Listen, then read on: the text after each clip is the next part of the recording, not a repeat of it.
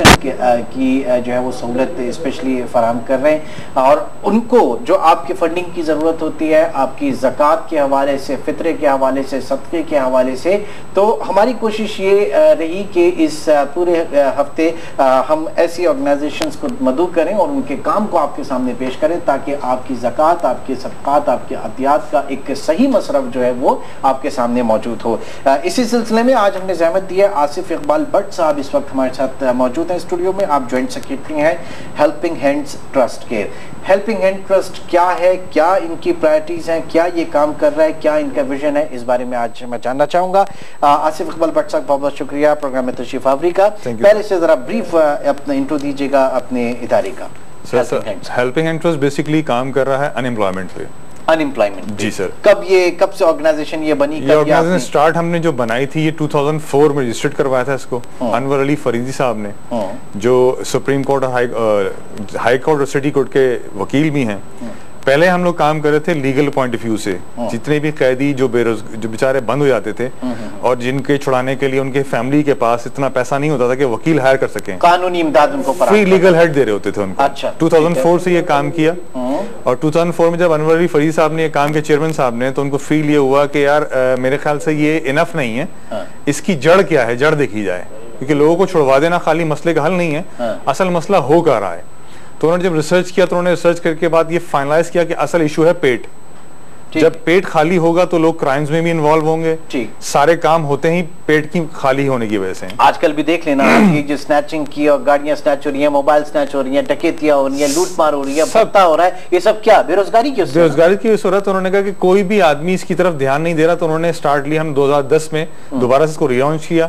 2010 में हमने अनएम्प्लॉयमेंट पे काम शुरू किया और 2010 से लेकर आज तक अल्हम्दुलिल्लाह हम इसी पे काम कर रहे हैं, अनएम्प्लॉयमेंट पे। लेकिन अभी क्योंकि हमने अभी जो आप जिस तरह आपने बताया बेसिक हमारा जो मोटो है वो अनएम्प्लॉयड है, उसके साथ साथ अभी हमने राशन वसीले के नाम से एक प्रोजेक्ट लॉन्च किया है। ठीक है, पहले अनएम्प्लॉयमेंट के ऊपर आते हैं। क्या आपका जो एक मैं देख रहा हूँ कि कुछ जॉब बैंक वगैरह भी है, कुछ जॉब सर्विसेज भी हैं? जी जी बिल्कुल, ठीक है ना, जॉब बैंक है। अच्छा, शौर्य रोजगार, ये मतलब किस तरह का कोई एम्प्लॉयमेंट एक्सचेंज है, क्या है, मतलब कैसे आप जॉब प्रोवाइड करते हैं? सर बेसिकली होता ही है कि मेरे पास अनएम्प्लॉयड लोग आते हैं, रजिस्टर कराते हैं अपने आप को आके मेरे पास।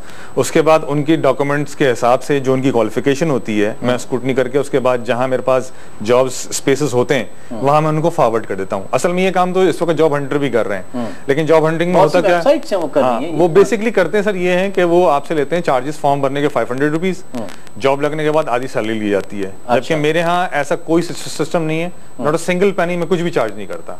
ठीक है, रजिस्ट्रेशन से लेकर एक चीज पहले मैं नाज़रीन को आपकी जो इदारा है उसकी वेबसाइट एड्रेस में बता दूं ताकि साथ साथ हम ये भी करते रहे। नाज़रीन आप वेबसाइट एड्रेस नोट कर सकते हैं, ये फ्लैश हो रहा है www.helpinghands.trust.net।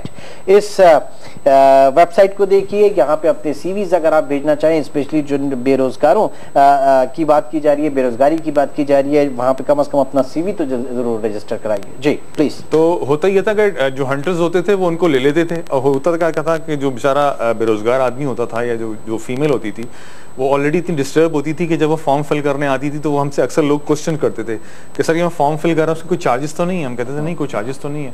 अच्छा सर, मैं 3 जगह में पहले भी फॉर्म भर के आया था, 500 रुपए एक ने लिए थे, 1000 एक ने लिए थे, लेकिन आज तक वहां से मुझे थ्रू आउट द प्रोसेस कुछ नहीं है, ना एंट्री के वक्त और ना ही उसकी सैलरी मिलेगी उस वक्त भी कुछ भी नहीं है, कुछ नहीं है जी, जीरो, कुछ भी नहीं है, नॉट सिंगल पैनी। इवन के मेरे साथ ये हुआ है कि मैंने वो लोगों को भेजने के बाद उनसे रिक्वेस्ट ही की जाती है कि सर आप जब वहां चले जाएं, जॉब कंफर्मेशन आपकी हो जाए तो आप मुझे सिर्फ एक कॉल कर दें। तो मुझे आई एम सॉरी टू से कहना पड़ता है कि समटाइम ऐसा होता है कि लोग कॉल भी नहीं करते, बताते भी नहीं कि हमारी जॉब हो गई है। ठीक है, मुझे अनलेस अनटिल खुद ही कॉल करनी पड़ती है कि सर मैंने 8 ट्रस्ट डेफिसिट ना, I don't know trust deficit. तो होता क्या, मैं उनको कॉल करता था कि सर मैंने आपके पास 8 लोग भेजे थे, तो उनसे आपने कितने रखे? कहते सर आपके 4 आदमी मैंने रख लिए जो आपने भेजे थे और 4 मेरी समझ में नहीं आए। ठीक, तो वो 4 मैं उनसे कंफर्म करके अपने पास रजिस्टर में लिख देता हूं, ओके उनको 4 फिट इन करने की कोशिश, ये 4 तो कम से कम चले गए, एडजस्ट हो गए सिस्टम में।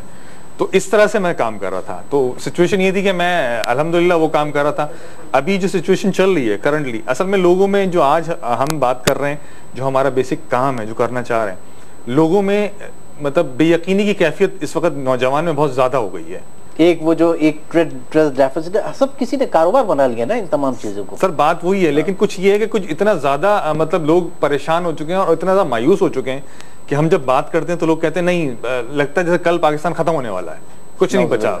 ठीक है, ऐसी सिचुएशन क्रिएट होती है। तो हमारी कोशिश ही होती है, और जो हमारे चेयरमैन साहब अनवर अली फरीद साहब वो कहते हैं कि लोगों का माइंडसेट चेंज करना है हमें, कि यार ऐसा कुछ नहीं हुआ है। अच्छा, स्किल लेबर आप दे रहे हैं, आप किस तरह से दे रहे हैं, क्या एक वो है फिर इदारे के जिनको आप कंपनीज को से आपकी कोऑर्डिनेशन किस तरह की होती है, और फिर गारंटी आप किसी की क्या लेते हैं, किसी की गारंटी? सर बात ये होती है कि फर्स्ट ऑफ ऑल तो मैं एचआर से कंसर्न करता हूं, मैं उनसे कहता हूं कि देखें जी, आप तो ऑलरेडी इश्तिहार दे रहे हैं अखबार में, आपको लोग चाहिए, आप उनकी सीरीज लेंगे, फिर स्क्रूटनी करेंगे, फिर फिल्टर्ड करेंगे, फिर इंटरव्यू लेंगे। अगर आप वही चीज मुझे फॉरवर्ड कर देते हैं एज पर योर रिक्वायरमेंट, जो आपकी रिक्वायरमेंट है, आपको बगैर स्क्रूटनी के तमाम मैं आपको फिल्टर्ड लोग दे देता हूँ, जिसमें से आप लोग फाइनलाइज कर लें, जो आपकी समझ में आते हैं ओके, जो समझ में नहीं आते मैं आपको और भेज दूंगा।